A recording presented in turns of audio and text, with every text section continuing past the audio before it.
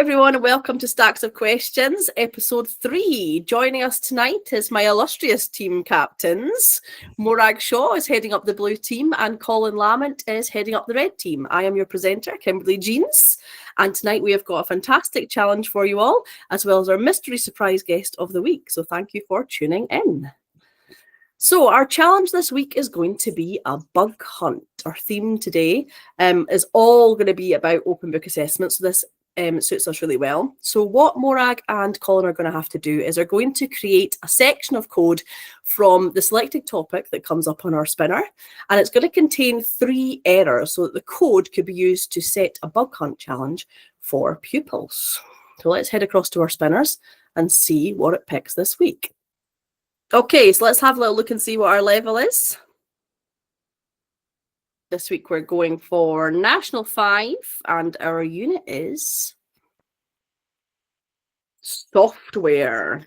Hope that suits everybody. Is that okay, Morag and Colin? Go for it. That sounds good. Awesome. Okay. Let's move over to today's guest of the week. While you guys get started, your timer is starting now.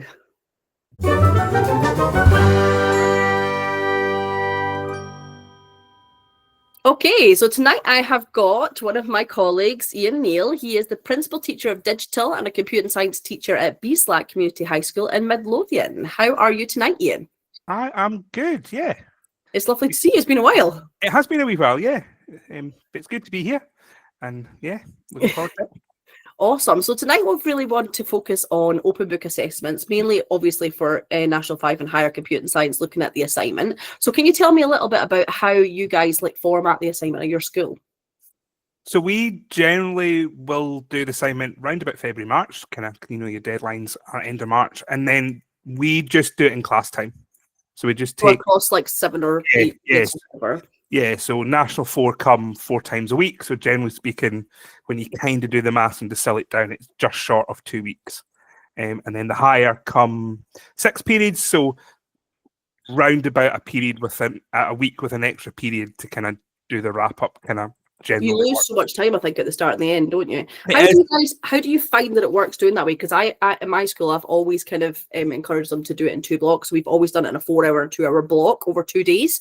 Do you think that there's advantages or disadvantages? I mean, we have never really thought about doing it in blocks just because of the impact that it would have on the wider our other classes, because we'd have to move our classes out, leave cover, get people to come and take the classes. So just logistically, we've never really thought about doing it over multiple. I think maybe for higher, I have my higher class for 2 doubles this year. Last year I had them for 3 doubles, and I certainly with the higher, the doubles, I love a double with the higher because it allows them to get into a project and really get into it.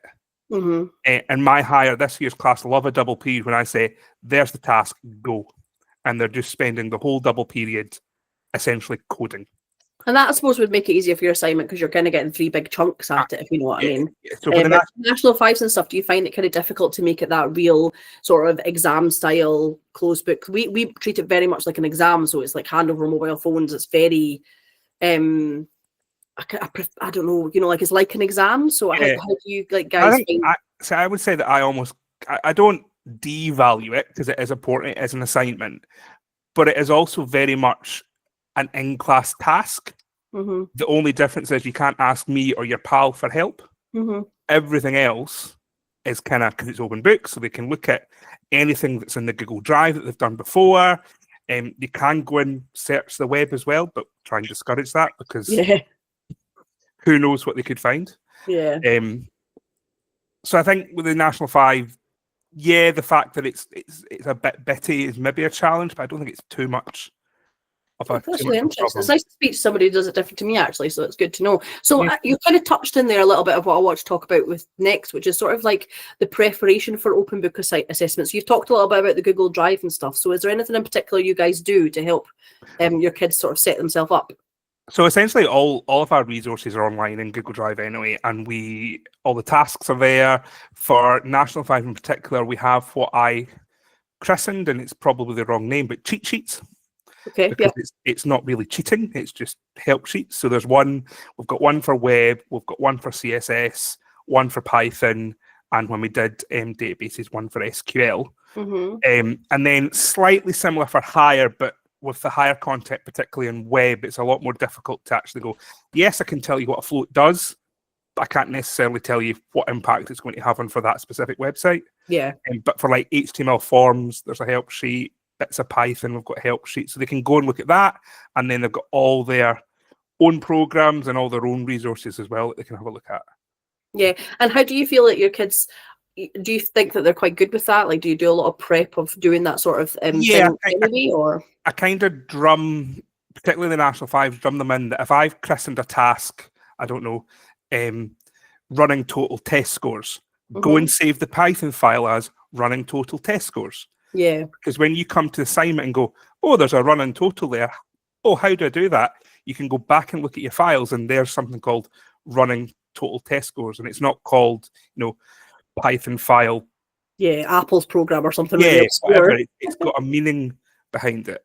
Yeah, that's quite good. We have like task sheets that we do. We do Visual Basic, but we've got like task sheets that we fill out that kind of does analysis through to evaluation. And we do at the top like a learning intention, which is almost like a contents of what things does this cover within the arrangements. I think that's probably quite similar. But saving the programs is actually a really good tip, I think, for people to and even like particularly. So I've done higher for the past couple of years, and I try and know, because assignment pulls from all areas of the course. When we are doing practical tasks, we're not just doing an implementation task. Yeah, absolutely. As soon as I've done the standard algorithms, I'm introducing debugging, and we're doing a trace table or a watch point with that program we've just done, because ultimately in the assignment, that's going to be what they're asked to do. Absolutely. And we're now at the point that the tasks that the higher are getting have got analysis, they've got a bit of design in it, they've got an implementation and some testing. We've not touched upon evaluation yet, but that will be introduced to just their everyday tasks. Yeah, that's a really good idea, actually. It's great. So with regards to the assignment then, what would you say do you think the kids find like the most and sort of least challenging aspects then? I think the bit that I always thought the kids would find challenge would be the implementation, because that's the biggest where the marks are. But more so for software, but that's where the biggest marks are. But I think that's the bit they find the more straightforward, because it's quite often that they're given a design or a partial design and they're able to follow that. It's the other bits that they maybe find a little bit more tricky. So your analysis, your design, your testing, your evaluation. And I think looking back at how I've taught higher in National 5 in the past, it's potentially because I don't put emphasis on those bits, because I think they're the wee bits. Yeah. But actually, it's that idea that if you get a couple of marks in analysis, a couple of marks in design, that builds up. So I've certainly, over the past couple of years, put more of a shift towards analysis and evaluation, design and testing. Yeah, I think you're right. And actually, part of that's maybe because they see the output from a program, or see the output from whatever it is they're doing, and actually they know whether something's wrong. Whereas when you're, as you say, if they're writing a functional requirement, there's nobody there saying, is that right or is that wrong? And it's much more, and it's that bit that the course reports, all the time are pulling up that candidates aren't. I mean, I was looking at the National 5 one for this year. It was the functional requirements were written as end user requirements, or and as marking it, you see them. The evaluation, it's very generic evaluation comments, and they're not tying to the answer. So I think, I can use that knowledge to then get into the young people, and functional requirements this, and end user requirements this. This is how you evaluate, and we practice it every task that we're doing, so that it becomes second nature. That's great. So let's finish off then with our question of the week, which is going to be, what top tip would you give teachers to give the best out of pupils when they're doing an assignment? So you've actually mentioned a few things already, but is there one thing you would say, this is the thing that the kids appreciate the most? Or I think that there's a couple of things there. I think we're now in a position with National 5 and higher that we have banks of assignments. So I think we should be using them. And I don't necessarily mean that we use them at the end of the year once they're finished coursing. So my higher, they're pretty much, we've done parallel arrays, we've done all the stuff there. So we're going to do one of the assignments now. Yep. So they can see what it looks like, practice the different skills. But then we're also going to do a peer marking exercise with it, because I think it's really useful if they can understand where the marks are going to go. Yep. So they can actually see, well, oh, actually, that I went off the design there and did my own wee thing, and I've lost 3 marks because I've not matched the design. Even though it works or whatever. Even though it works, it doesn't match the design. And so I think that just that knowledge of the marking scheme helps. The other tip would be to teach the kids how to fix their own problems. Yep. Resilience is a huge issue, isn't it? Yes. So that I've got an error. Well, what does that error say? Why is that working? Why is that not working? What could you do to solve it? One of the best debugging tips in any program language is displaying the output. Print it out and see what's there. Is it what you want to be there? Why not? And same with when you're doing web. What tools can you use to work out what the problem is? Don't just throw more code at it in the hope that it sticks. Yeah, that's interesting. And how do you find the kids get on with that? Because I know that the majority of people do databases over web, and you've always loved web. So is there something you would say from that perspective that the kids can do? Because there is obviously less feedback like you would get from a software development language. Yeah. So I think web is always the one we conversations about the amount of work the candidates need to do to get the marks. I like web because the output's more exciting than a database, not devaluing databases. So it's things like, up until this year, we've used the inspect tool. So you can hover over the inspect tool, see what the CSS is doing. For various reasons, that's not now working in school, but from stuff we've done before, Colin shared the tip about just adding a border to every single piece of HTML, and that kind of does the same thing. Yeah. And I'm also very conscious, more so with the higher where you can do stuff and you go, what on earth's happening here? But even at National 5, make one change, save it, see what it looks like. Make another change, save it, see what it looks like. And each time you're checking it, you're going, am I heading in the right direction? As opposed to, I've done it all and it looks nothing like what it should. Absolutely. That's a really good tip, actually, doing it in stages and almost like ticking off each functional requirement as you manage it. Yeah. Or each, I've got to make the heading have a background color of blue to Homa and center aligned. Well, actually, let me check each one and I'm building up. That's absolutely great. Practice makes perfect with a lot of those things that you've said. Fantastic. Loads of great tips, and thank you so much for talking to us tonight, Eoin. I really appreciate that. Hopefully you don't mind sticking around. So we're going to go over these two guys' challenges and see which one you prefer. So let's head to a wee break, and then we'll come back in just a second.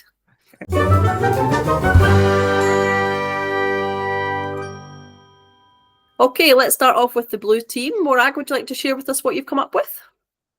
Okay, so I have a short section of N5 code, I think. It's in reference language, delightful. It's going to display the rainfall for Sunday and also the average rainfall for the 7 days. So what I've got is 2 arrays. Rainfall is a real array and there's 7 values. It's used to initialize it. Day is a string array and the 7 days of the week are used to initialize it. So I've got a total and average are both real values, initialized to 0.0. I've calculated the total using addition. I've calculated an average, sending the rainfall for day 7 to the keyboard, and I'm sending the average rainfall to the display. So my 3 errors, I've got a division by 0 at line 7. I wanted a variable in there and I used the wrong variable. Total divided by total would be kind of weird. Anyway, yeah, that's what I was intended, but it didn't work. I've got array out of bounds at line 8, so I've asked for rainfall 7, but the array indexing should be the array 6. And I've got a syntax error at line 8. Send to keyboard should be sent to display. There you go. And you've got the 3 errors at the bottom to pick it. Fabulous. Okay. And Colin, will we head over to yours to have a look? So when Morag said a short section of code, mine's even shorter. I've only got 5 lines of code in there. So The scenario is teenagers are aged between 13 and 19. The code below is used to make sure that the age entered is between 13 and 19. So it's a wee bit of input validation. Line 1, receive user age from keyboard. Line 2, while age is less than 13 and age is greater than 19, do send valid input to display, end while, and then send you are a teenager to display.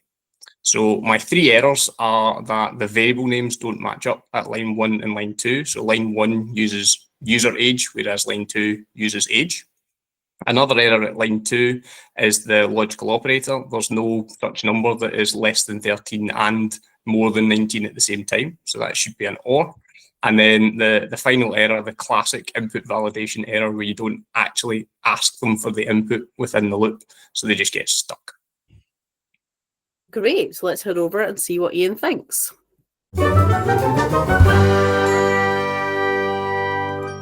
So, Eoin, after having seen both of our fantastic ideas tonight, tell us a little bit about which one you liked the best and why. I think both were really good. They both have errors that we see our National 5 candidates make. I mean, index out of bounds is quite a common one. But I think Colin with the red had 3 errors in his input validation that every single one of them I have seen happen. So for that reason, I'm going for the red team. Fantastic. So let's go over and see what our scores on the doors are. Well done, Colin.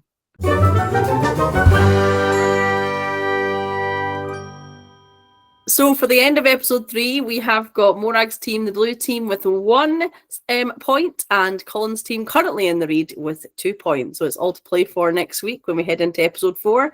Thank you so much for joining us. Thank you again to our team leaders, Morag and Colin. And thank you the most to Eoin for joining us and having a little chat. So thanks very much, guys. And to everyone listening at home, we'll see you all next week. Bye.